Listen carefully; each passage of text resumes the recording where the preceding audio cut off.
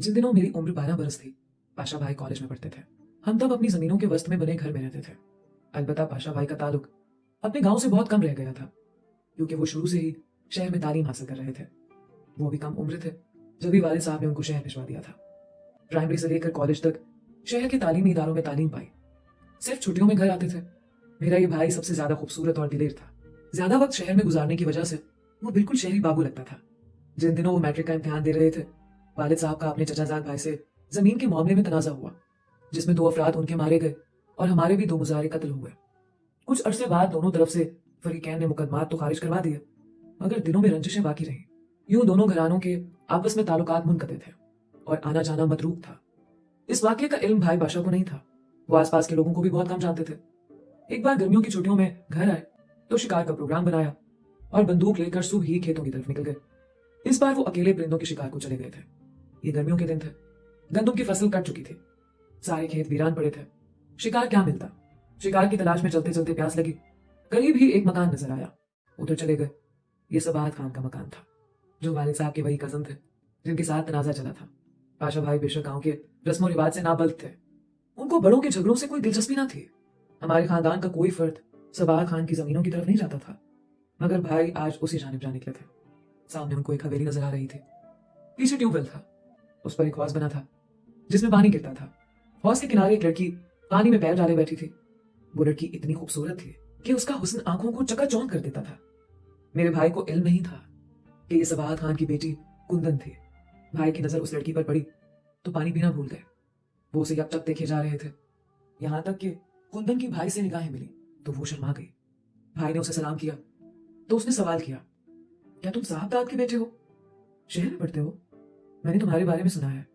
पाशा नाम है ना? हाँ, मैं वही हूँ। तुम अगर वही हो तो हमारे ट्यूबवेल पर क्या करने आए हो? तुम्हारे और हमारे खानदानों का तो आपस में झगड़ा चल रहा है। मुझे झगड़े से क्या? मैं तो इधर पानी पीने आया हूँ। मुझे प्यास लगी है, लेकिन कोई बर्तन नहीं है। कैसे पानी पीऊं? अपने हाथों की ओक बनाकर पी लो। ओक से पानी पीना मुझे नहीं आता। सारे कपड़े गीले हो जाएंगे।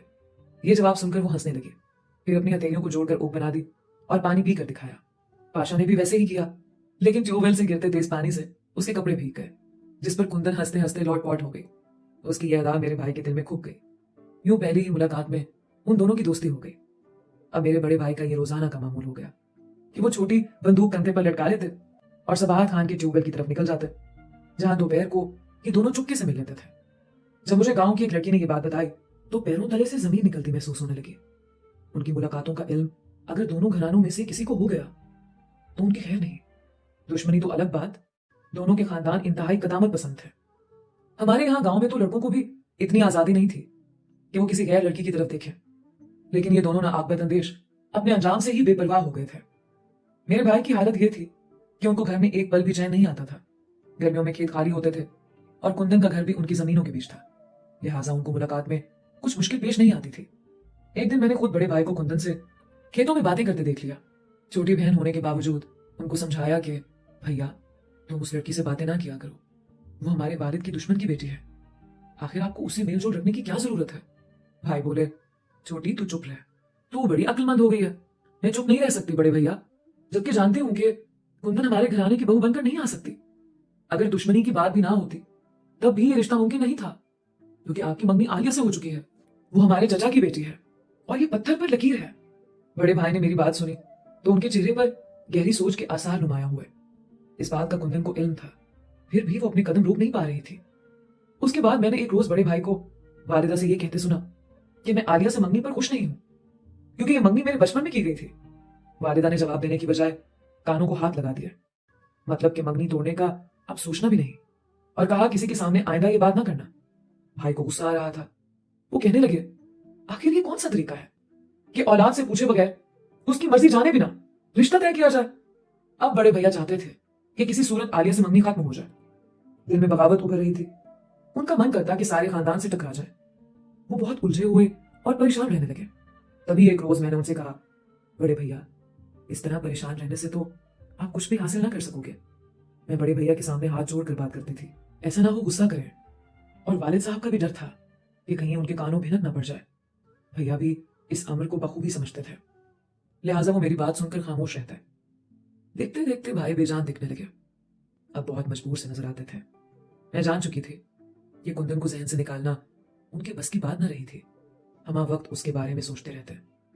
छुट्टियां खत्म हो रही थी, तभी वो एक रोज सबाहत की जमीनों की तरफ गए और कुंदन से मिले।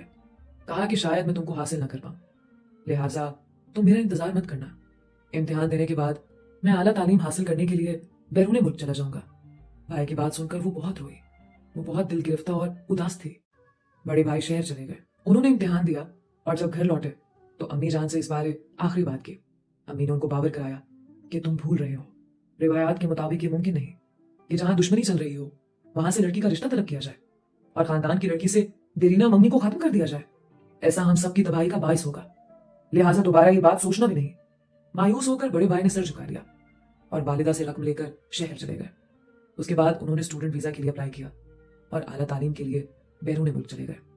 वहां जाकर उन्होंने बिल्कुल ही चुप साध ली और एक बार वालिदा को फोन के बाद दोबारा बात न की। 3 साल तक घर वालों से सरसरी राब्ता रखा। इम्तिहानात के बाद वो किसी और जगह चले गए। किसी को कुछ ना बताया कि कहां और क्यों जा रहे हैं। 4 साल तक उनका कुछ पता ना चला कि वो कहां और किस हाल में है। उन्होंने सोचा होगा कि घर और वतन से दूर जाकर वो जब एक नई दुनिया में चले जाएंगे तो कुंदन को भूल जाएंगे। इसी सबब खुदा जाने कहां कहां की खाक छानी और वतन न लौटे। भाई को गए 4था साल था जब एक दिन वालिद ने बताया कि सबाहत खान से उनकी सुलह के लिए बातचीत हो रही है, जिसके बाद दोनों खानदानों में कशीदगी खत्म हो जाएगी। ये बात खुशकुन थी क्योंकि हम सब दुआ करते थे कि सुलह हो ताकि आइंदा खून खराबे की नौबत ना आए। सुलह हो गई। तय पाया कि इस सुलह को मजबूत करने के लिए सबाहत खान की बेटी कुंदन की शादी मेरे छोटे भाई बख्त पाशा से होगी। बड़े भाई तो जाने कहां रोपोश हो गए। सो अब हम लोगों की तमाम खुशियां छोटे भाई से वाबस्ता हो गई थी। यूं कुंदन जिसकी खातिर बड़े भैया रोपोश हो गए थे, उसकी शादी बख्त पाशा से हो गई। ये सुलह की खातिर फैसला हुआ था और बरादरी की मौजूदगी में मर्दों में हो गया। वालिदा इस मामले के बारे में कुछ ना बोल सकती थी। शायद यही तकदीर में लिखा था। कुंदन हमारे घर में बहू बनकर आ गई और अब हमारे घर उनकी इज्जत और मेरी भाभी थी। उसने ना जाने कितनी दुआएं की थी कि वो हमारे घर की बहू बने। खुदा ने उसकी दुआएं सुन ली, लेकिन जिसकी दुल्हन बनना चाहती थी उसकी ना बन सकी। बड़े भाई अगर राब्ते में होते या वतन में मौजूद होते तब शायद उनकी ही मुराद बराती, मगर वो तो लापता थे और ये उनकी गलती थी। कुंदन पर खुदा जाने क्या बीती होगी, मगर वो मजबूर थी कि उसके वालिद एक सख्त गिर बाप थे। वो उनके सामने मुंह नहीं खोल सकती थी। मैं जानती थी अपनी भाभी का दुख, लेकिन मैं भी एक मजबूर लड़की थी। मेरे सीने में एक राज दफन था। इस राज को किसी के आगे अफशा करने का मुझे हौसला न था, जबकि एक बड़े दुश्मन से सुलह होने का मामला तय हुआ था। मां भी इसी सबब से चुप रही थी। छोटे भाई की शादी के 7 बरस बाद बड़े भैया ने हमसे राब्ता किया। हम सब बहुत खुश हुए कि वो खैरियत से और जिंदा सलामत है। यह खत उन्होंने सऊदी अरब से लिखा था, जहां वो उम्रे के वीजे पर गए थे। घर वालों ने फौरन राब्ता करके इसरार किया कि घर आ जाओ। तब वो वतन को रवाना हो गए। दिल में तरह तरह के ख्यालात समाये हुए थे। तमाम रास्ता सोचते आए कि खुदा करे कुंदन की शादी ना हुई हो। गर्चे ये नामुमकिन बात थी और उनकी मंगेतर आलिया अभी तक गैर शादीशुदा थी। भैया ने ये सोच लिया था कि अगर कुंदन की शादी हो चुकी होगी तो वो उनके इलाका की तरफ ना जाएंगे। इन्हीं ख्यालात में कुम घर पहुंचे। पूरा खानदान इस्तकबाल को पुरजोश और बेकरार था। हर आंख नम थी। मैं खुद भी रो रही थी। ये खुशी के आंसू थे जो उनको मुद्दत बाद देखने से बह निकले थे। जब वो सबसे गले मिल चुके तो वालिदा पाशा को हाथ पकड़कर कमरे में ले आई। कहा कि अपनी भाभी से सब्र तहम्मुल के साथ मिलना। ऐसा हमने मजबूरन किया क्योंकि ये रिश्ता किए बगैर सबाहत खान के साथ दुश्मनी खत्म नहीं हो सकती थी। पाशा बहुत खुशी के साथ अपनी भाभी के स्वागत को उसके कमरे में वालिदा के हमरा गए, मगर चेहरे पर नजर पड़ते ही उनके दिल की मौत वाक़ई हो गई। जैसे जलजला आकर सभी कुछ खंडर बना गया। ऐसे उनकी रूह में धमाका हुआ कि जिसकी आवाज सिर्फ मैं ही सुन सकती थी। वो जहां खड़े थे वहीं झूल गए। वालिदा थाम ना देती तो गिर पड़ते। मैं और अम्मी उनको कमरे में ले गए। वो बिस्तर पर लेट गए और अपना बाजू आंखों पर रख लिया।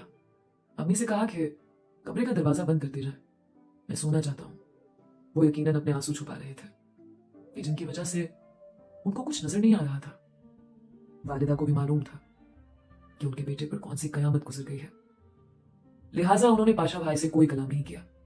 कुंदन ने मेरे बड़े भाई को देखकर नजरें झुका ली थी।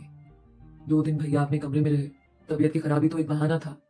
बिलाखिर सब घर वाले खैरियत दरियाफ्त करने उनके कमरे में गए। अब घर वालों ने उनको घेर लिया।